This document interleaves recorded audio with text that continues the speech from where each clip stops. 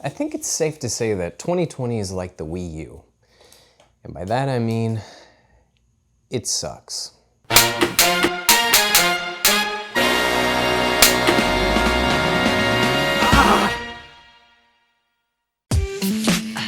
So thanks to these current events, I've had a lot of time to read. My time as page master, however, has got me thinking. Can you tell a story without words? It all started with 1Q84 by Haruki Murakami. While reading it, I stumbled across a section that prompted this video's call to adventure, if you will. Keep it secret. Show me the context. The section begins with Tango rewriting a story for Komatsu. Tango is one of our main protagonists, and Komatsu is an editor he looks up to. Upon reviewing the story, Komatsu's feedback is overall pretty positive. Except for one section, depicting an Earth with 2 moons. Talk about a double Majora Sunday. Komatsu views this section as of high importance and finds its description to be a little too emaciated for his liking. He then instructs Tango to describe the second moon more concretely and leaves him with this parting advice.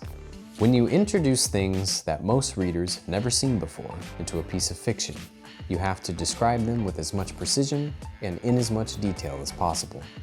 What you can eliminate from fiction is the description of things that readers have seen. So I thought about that for a while.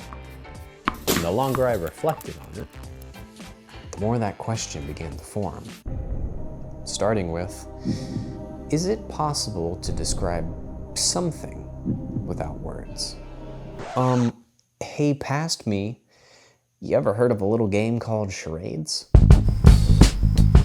Now, I'm no expert, but I did stay at a Holiday Inn Express last night. So I think that qualifies me to say yes, you can describe something without words. Examples. Have you ever bitten into the center of a Hot Pocket only to recreate the ending of T2? Or, have you ever been in this circumstance?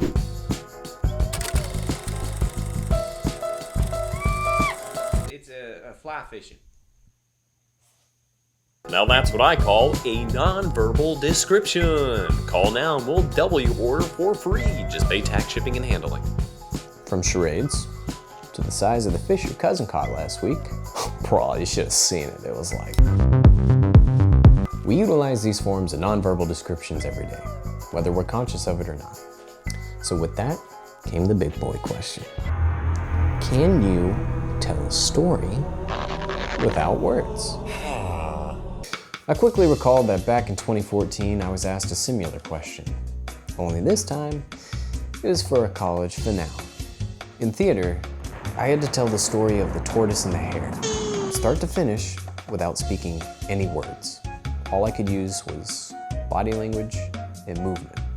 Now beforehand, my professor and I were the only ones who knew what the story was. Get over it! The rest of the class had to guess it strictly from the performance. If they got it right, I'd pass. But if they didn't... So I did what any college student would do at the time. Binge The Sims 3. Now I know what you're thinking. Oh, Clint, you stupid dummy. What do The Sims have to do with it? Well, hold your horses, Mr. Wallace, because King Edward's still gonna be there tomorrow. Just saying. The Sims have an iconic, quirky, and not like the other girl way of communicating with each other. Their mannerisms are big and over-exaggerated, and they converse through a nonsensical gibberish language. Crib! Pizza! And though that language is nothing more than resampled Swedish Chef clips, we can still infer what they're saying through their use of body language and tone, be it the patty dance as their house burns down, or flailing their arms as they drown in a pool. Aww, how'd that baby get there? Oopsie. Stupid. Well, at least their intent is clear. Back to the story. So after laborious hours of researching, I concocted a unique profile of mannerisms and movements for each character. Though, admittedly, my rendition of the hair more closely resembled a kangaroo. But hey, what more is a kangaroo than an Aussie rabbit? Am I right? Shortly thereafter, the day of our final arrived. I was called to the stage and used some charade basics to establish 2 characters before breaking into the performance. And to my surprise, they picked up on it almost immediately. And I aced that test. It was probably the funnest class I had in college. I really wish I had footage of it. But I don't, so this is all you get. As time continued to pass, I began wondering how other artistic mediums approach a visual narrative. Naturally, I began applying it to things I like and picking them apart in that regard. One of which is film. Now, I didn't know it at the time because I hadn't finished the book yet, but one of the first examples of a film that came to mind is actually referenced in the book, and that is Stanley Kubrick's 2001: A Space Odyssey. In a later conversation with Tango, Komatsu likens their situation to that of the apes in the film, in that they have little to no comprehension of the bigger picture at play. The same could be said for anyone who went into Space Odyssey hoping for an outright explanation. With a runtime of 2 hours and 44 minutes, nearly half of the film is spent void of dialogue, much like the depths of space it takes place in. And with a lack of narrational guidance, one would expect the story to fall victim to ambiguity. But thankfully, Kubrick has left us enough visual cues for us to piece it together and follow along ourselves. Giant space rock makes smart, robot equal bad, hello higher dimensions. Kubrick embraces those silent stanzas poetically woven between the compositions. And as the drone pervades the atmosphere, the scene quietly savors each and every moment, leaving you with an uncanny sense of familiarity. It's as if by the end of the film, you're not just watching Dave traverse Discovery 1, but you know each twist and turn of it yourself. I want to compare it for a moment to another film I really enjoyed that is at least comparable in theme, and that is Interstellar by Christopher Nolan. To grossly simplify the plot, the food is experiencing an Earth... God damn it. The Earth is experiencing a food crisis. I have brain damage. And the planet is being rendered uninhabitable by a second dust bowl.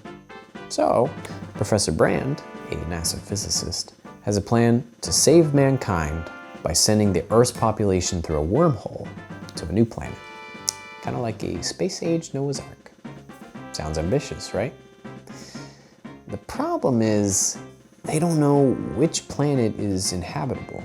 So Brand reaches out to some guinea pigs, Cooper, and a group of researchers to go through the wormhole, explore these planets, and figure out which one could sustain life. Both films, thematically, confront the consequences of leaving behind family, the interests of humanity, and isolation, as well as having their own takes on higher dimensions. The difference is, Interstellar relies on the characters to tell the story, whereas Space Odyssey relies more on you. In Interstellar, we live through Cooper's eyes and experience the story through him as it unfolds. As he learns something, we learn it too. And thanks to McConaughey's performance, as he feels something, oh, we feel it too. Sorry, Coop. Space Odyssey, however, isn't as centralized in its approach. It continually shifts perspectives as the story progresses forward, akin to a narrative baton pass. So if the characters aren't telling the story, then who is? The visuals. Those aforementioned cues are what stitch the story together, all the while leaving enough breathing room to create questions and stimulate curiosity. And because there's so many questions to answer internally, it forces you to become immersed into the film, even actively participate in it. The earliest event that exemplifies this is the introduction of the monolith. Its true purpose is never verbally explained, but it is visually apparent early on. Notice how immediately after its arrival, the apes suddenly become conscious enough to use tools. Or after its lunar discovery, we're suddenly launched into deep space exploration. It's the catalyst of human evolution, the spark that transitions us from apes to civilized humans, to hyper-advanced technology, to creepy star babies. Yet the only thing you ever hear from it is... Now, I don't know about you, but I wouldn't be touching Mr. Space Rock if I heard that shit. Also, pay attention to how Kubrick frames these sequences. Wide angle, tilting up, an ensemble gathered around its circumference. Without saying a word, we know who and what holds power over the sequence. Compositionally speaking, when you place a person, or in this case an object, higher in frame, viewed from below, it's inferred that they have control over the scene, as we literally have to look up to them. In their eyes, the monolith represents guidance. They silently surrender themselves to it in hopes for answers to the many questions they have about life. Now, let's bring Interstellar back into the ring. In both films, we witness a character going through a wormhole. Cooper is launched into a Monsters, Inc. closet from hell, and Dave into a mysterious yet futuristic room. Both filmmakers managed to show us something that, in reality, only mathematics can prove the existence of. And that is the applications of a higher dimension. In life, we operate consistently in 3 dimensions. Up, down, left, right, forward, back, R1, R2, L1, L2, left, down, right, up, up. But we are subject to a 4th. Time. As Neil deGrasse Tyson put it in a 2014 interview with Business Insider, I am a prisoner in the present, forever transitioning from the past into the future. If we could transcend to a higher dimension, we would, in theory, no longer be prisoners of time, and thus could pull what I'm quoting as an epic gamer move by being able to view its entirety before us, as though it always existed. But how do you translate that to an audience? Interstellar's approach is a combination of show and tell. As we're floating through the Tesseract with Cooper, we see every event that has and will ever transpire from behind that bookcase. He frantically paces from event to event, trying to stop himself from ever leaving. Meanwhile, TARS manages to reestablish communication with Cooper and provides context to the situation expositionally. Whereas Space Odyssey chooses to relate that information through perspective. We cut to Dave, still aboard the Evapod, in an almost epileptic state. Despite his tremors, his gaze fixates on a singular point. We then shift to his perspective, only to find a bewildered, older version seeming to glare back.